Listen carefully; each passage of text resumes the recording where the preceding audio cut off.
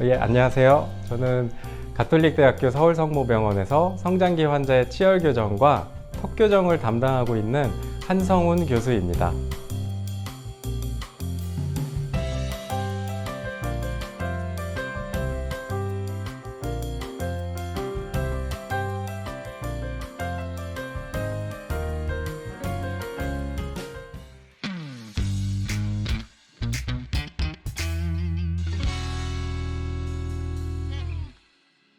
아닙니다. 네, 유치가 빠져서 알아서 가지런해진다면 교정 치료라는 게 필요가 없겠죠.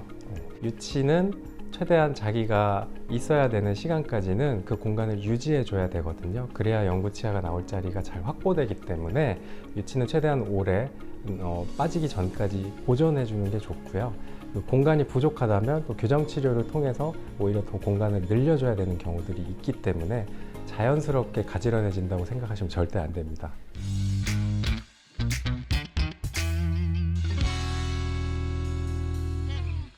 거짓입니다. 네. 딱딱한 음식을 많이 씹는다고 해서 치열이 가지런해진다, 가지런해진다 혹은 도움을 받는다, 이런 근거는 없고요. 가령 예를 들어서 아이들이 얼음이나 사탕을 재밌다고 막 깨물어 먹는다거나 계속 그런 것들이 반복되면 치아 외상을 입을 수도 있는 거거든요. 이게 치열에 고르게 하는데 좋은 영향을 주는 건 아니니까 되도록이면 안 하게 해주시는 게 좋아요. 아이들만 그런 건 아니고요. 성인분들은 더더욱 조심하셔야 되는데 마른 오징어라든지 대게 같은 걸 즐겨 드시는 경우가 있는데 너무 과도하게 하시면 똑같아요. 영구치아가 마모되고 손상이 일어나거나 누적돼서 균열이 갈 수도 있는 거거든요. 그러면 차후에 큰 문제가 생길 수 있어서 좀 자제를 해주시는 게 좋습니다.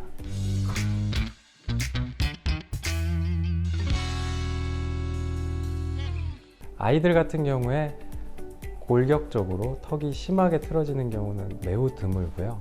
이제 습관적으로 턱을 이렇게 비틀거나 아니면 본인이 그렇게 하고 싶어서 하는 게 아니고 유치열에서 간섭 같은 게 있어서 그렇게 자꾸 습관적으로 할 수밖에 없는 경우도 있거든요. 그런 경우에는 교정 치료가 필요해요.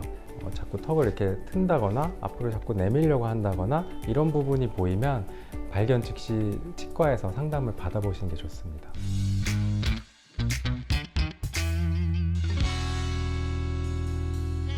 입을 벌리는 습관이 너무 과도하게 되면 이제 앞니가 잘 안 물리는 개방교합을 유발할 수도 있고요. 모두가 다 그런 건 아닙니다. 수면 중에 입을 계속 벌리고 있게 되면은 타액의 침에 어느 정도의 항균 작용도 있고요. 그 다음에 자정 작용도 있는 건데 입안이 과도하게 마르게 되면 그런 항균 작용이나 자정 작용이 방해를 받기 때문에 그래서 충치나 잇몸 질환의 이완율이 올라갈 수 있거든요. 입을 벌리고 자는 게 내가 심하다 아니면 이제 가족 중에 누군가가 그렇게 말씀을 하시면 이제 이비인후과나 치과에 내원을 하셔서 상담을 받아보시는 게 좋아요. 그리고 또 손가락 빨기 습관이 너무 오랫동안 지속이 되고 심하면 그로 인해서 이제 위에 앞니가 뻗어지는 그런 부정교합을 야기할 수도 있어요. 그래서 이런 부분들이 관찰되면 반드시 차단을 해줘야 되고 빨리 이제 병원에 데려오셔서 진단을 받아보시는 게 좋거든요.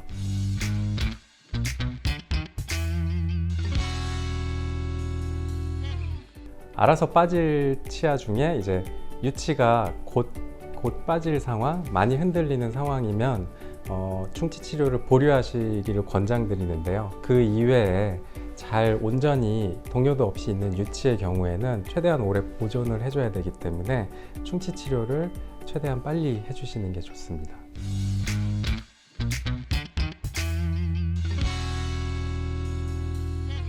네, 아닙니다. 네, 영구치아가 꼭 나올 때까지 기다리셔야 되는 건 아니고요.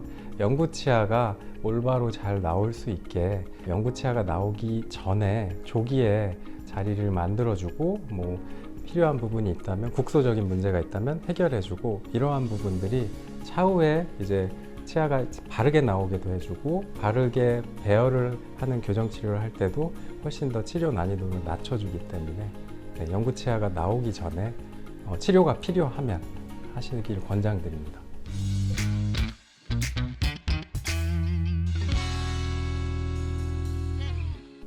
무조건 빨리 시작한다고 다 좋은 건 아니고요. 필요 이상으로 빨리 시작하면 아이가 치과에 내원해야 되는 기간이 너무 필요 이상으로 길어지게 되거든요. 근데 이제 사람마다, 아이마다 그 성장의 단계나 지금 현재 턱뼈의 형태, 교합 상태가 다 다르기 때문에 개별적으로 진단을 하고 그 사람의 최적의 시기에 최소한의 기간만 개입이 필요하다면 해주는 것을 권장드리고 있습니다.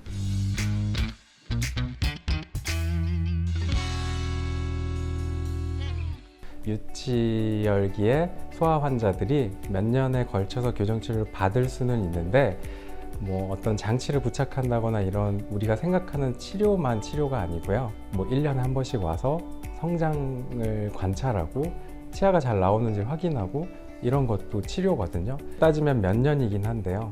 실제로 저희 같은 경우에는 그 몇 년 동안 중에 이제 최적의 시기에 최소한의 기간만 치료를 하는 걸 권장해 드리고 있거든요. 그래서 우리가 생각하는 그 교정 치료는 이제 장치를 부착한 상태잖아요.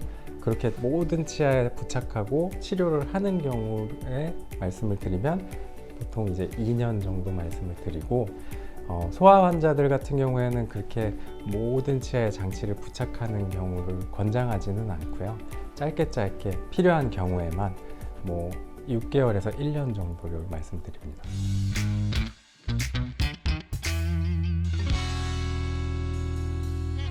아닙니다. 지금은 이제 투명 교정 장치, 투명한 플라스틱으로 된 장치를 뺐다 꼈다 하는 방식으로 하는 치료도 있고요. 반드시 치아에 철사를 부착한다. 이렇게 하는 방식만 고수하지는 않습니다. 그리고 특히 또 이제 연령이 어린 소아 환자들 같은 경우에는 더더욱 그런 고정성 장치, 그러니까 철사를 얘기하거든요. 그걸 다 부착하려고 하지는 않아요. 그래서 주로 이제 투명 교정 장치까지는 아니더라도 뺐다 꼈다 하는 식의 장치를 이용해서 치료를 많이 하고요.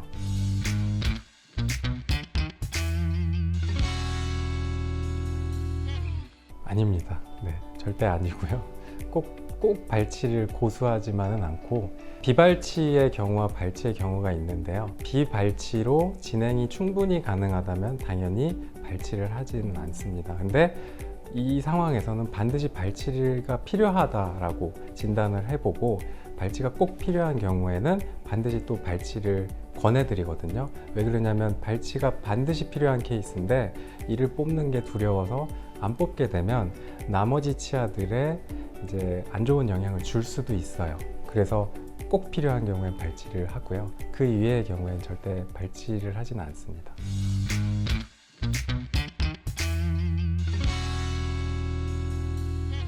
교정장치는 버립니다. 입안에 있던 교정장치는 버리는데 그 치료가 끝나고 가지런한 치열 상태를 잘 유지하려고 유지장치라는 게 따로 있어요. 그 유지장치는 이제 부착을 해 놓는 경우도 있고요. 앞니 뒤쪽에 안 보이게. 그다음에 탈부착하는 방식의 장치를 드리기도 하는데 그 부분은 일정 기간 동안 교정치료 후에 착용을 하시게끔 저희가 권장드립니다. 유지장치를 자꾸 안 하게 되거나 불규칙적으로 하시면 가지런하게 힘들게 해놓은 그 결과가 틀어질 수 있거든요.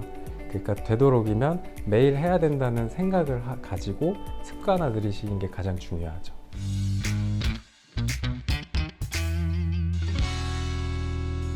거짓입니다. 아이들이 이제 성장을 하기 때문에요. 성인이랑 다르게 성장이라는 변화가 있고 입술을 깨문다든지 이제 손가락을 빤다든지 여러 가지 악습관이 남아있을 수도 있기 때문에 치열이 가지런하게 유지해주는 안정성의 측면에서도 성인보다는 좀 더 오래 권장하는 경우도 있거든요.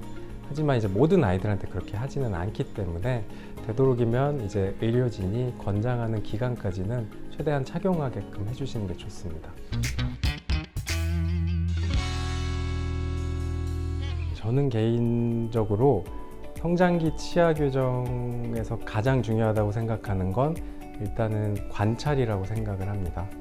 어떤 조바심이나 잘못된 정보로 인해서 너무 조기에 무언가를 해야 되는 거 아닌가라고 생각하시는 분들이 많거든요. 근데 아이들은 또 생각보다 잘 자라고요.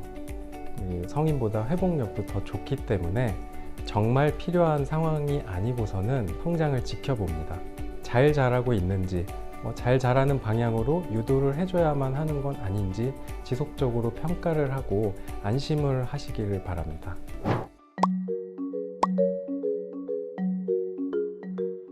너무 이제 치과라고 무서워하지만 마시고요. 치과 교정과는 모든 아이들이 좀 더 건강하고 아름다운 성장을 위해서 방문하는 곳이라고 생각해 주셨으면 좋겠습니다.